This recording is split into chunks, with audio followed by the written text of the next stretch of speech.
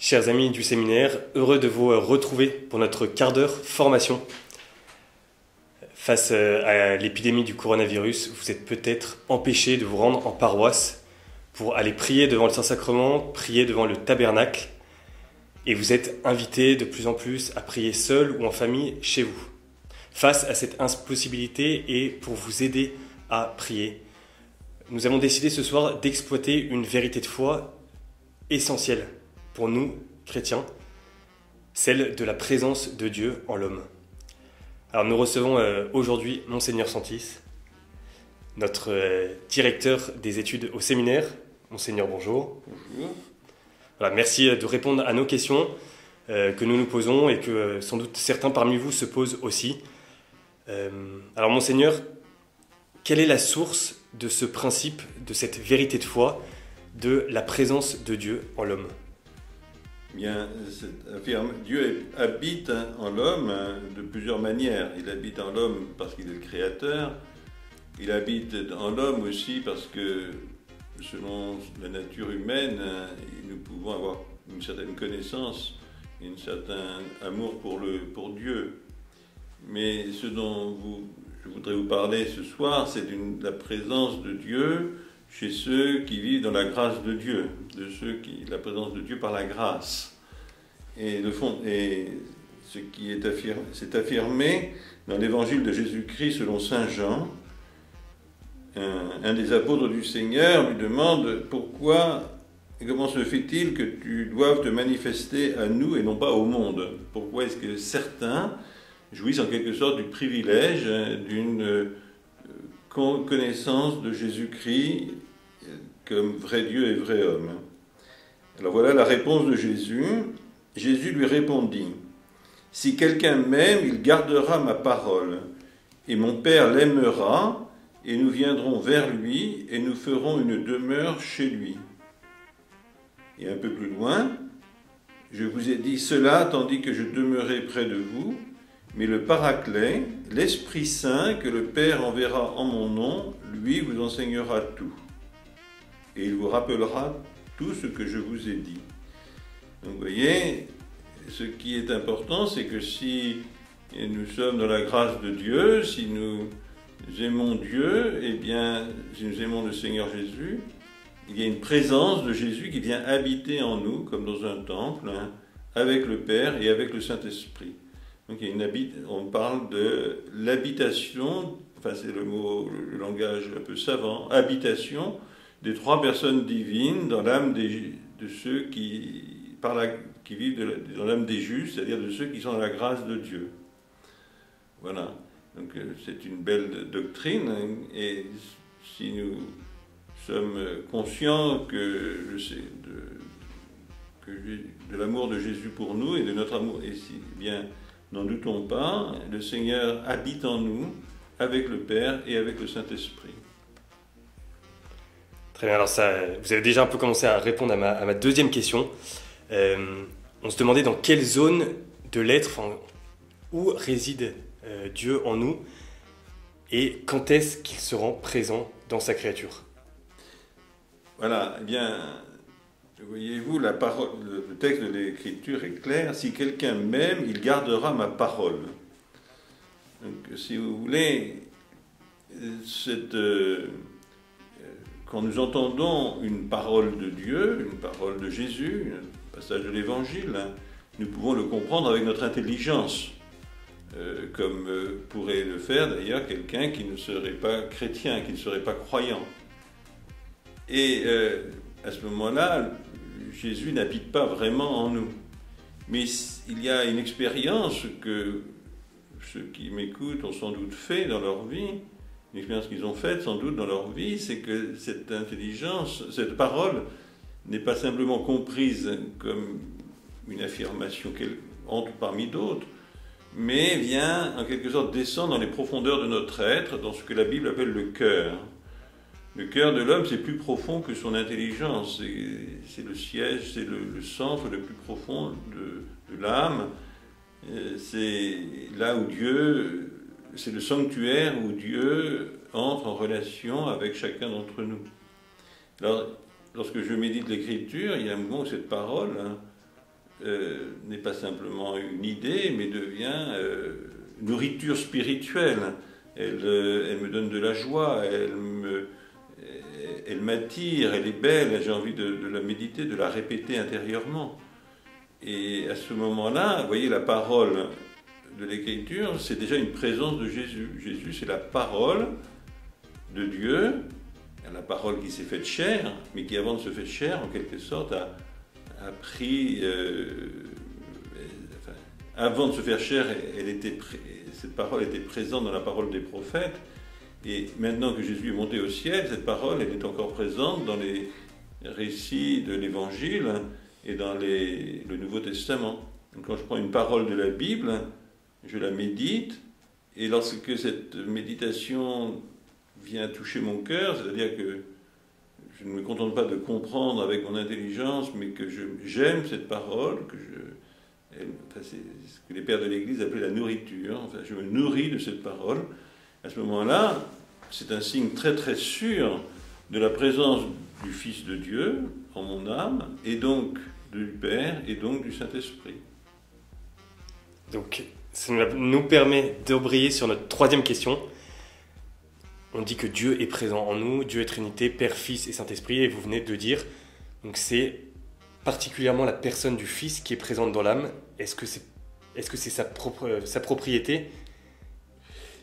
C'est surtout parce que c'est par le Fils que nous accédons au Père et que nous connaissons, et c'est que nous prenons conscience que le Saint-Esprit habite en nous, mais les trois sont toujours liés. Donc donc ce qui est important, c'est que dans ce moment de solitude, dans le moment où l'Église se tait, l'Église ne se rassemble pas, les chrétiens ont la parole de Dieu dont ils peuvent se nourrir. Donc nos auditeurs peuvent chercher dans la Bible un texte qui les éclaire, qui les nourrisse, et là, ils vont expérimenter la présence de Dieu, la présence de Jésus, la présence du Père et la présence du Saint-Esprit. Est-ce qu'on arrive en nous à discerner un peu quelle est l'action propre de chacune des personnes ? Est-ce que... Alors, il y a là-dessus, je dirais que c'est moins défini par la foi. Ce que je vous ai dit jusqu'à présent, c'est vraiment le cœur de notre foi sur lequel tout le monde est d'accord. Alors, après, évidemment, il y a des théologiens qui ont attribué l'intelligence au Fils, la mémoire au Père et l'amour au Saint-Esprit. Alors on peut considérer que le rôle de la deuxième personne de Jésus, c'est de nous parler, c'est de se donner à nous à travers une parole. Le rôle du Père, eh bien, c'est de nous envoyer son Fils, hein, et le rôle du Saint-Esprit, c'est d'éclairer notre intelligence, de fortifier notre volonté, de faire brûler en nous l'amour pour le Fils, pour Jésus, pour sa parole. Très bien. Donc, vous nous avez déjà donné un premier moyen de goûter en cette période à la présence de Dieu en notre âme, c'est de méditer la parole de Dieu, méditer l'Écriture. Est-ce qu'on a d'autres moyens de faire grandir, croître en nous cette présence de Dieu ? Alors, c'est là qu'il y a différentes écoles de spiritualité. Ce que je vous ai dit, c'est ce qu'il y a de plus ancien, de plus traditionnel, de plus classique. C'est la rencontre de Dieu dans sa parole. Après, il y a différentes sensibilités chez nos auditeurs. Certains, par exemple, aimeront faire silence, se recueillir et sentir intérieurement la présence divine au-delà de toute parole. D'autres aimeront réciter des « Je vous salue Marie ». Et la Vierge Marie est un chemin qui nous guide. Elle est la fille bien-aimée du Père, elle est la mère du Fils, hein, elle est le temple de l'Esprit. Donc c'est aussi par la récitation du chapelet que l'on peut entrer dans une relation vivante avec les trois personnes divines. D'autres se contenteront par exemple dans les temps où nous sommes de méditer la passion du Seigneur. On pourra faire un chemin de croix et penser aux différentes stations, et chaque fois Jésus est présent dans notre... alors, nous le voyons, là ça touche notre sensibilité, nous l'imaginons, nous le voyons, nous avons de la compassion, nous sentons, nous comprenons ses souffrances, donc notre sensibilité est prise. Après, notre intelligence nous fait comprendre que tout cela, il l'a fait par amour pour nous, en priant Dieu. Donc ça, c'est un effort d'intelligence. Et on va ainsi assez facilement, dans les profondeurs de notre cœur, on rencontre Jésus vivant qui nous entraîne à sa suite sur son chemin de mort et de résurrection. Voilà, je vous ai donné plusieurs pistes pour essayer. Je pense que c'est à chacun. Voilà, ce sont les grandes traditions spirituelles que j'ai évoquées. Parce que je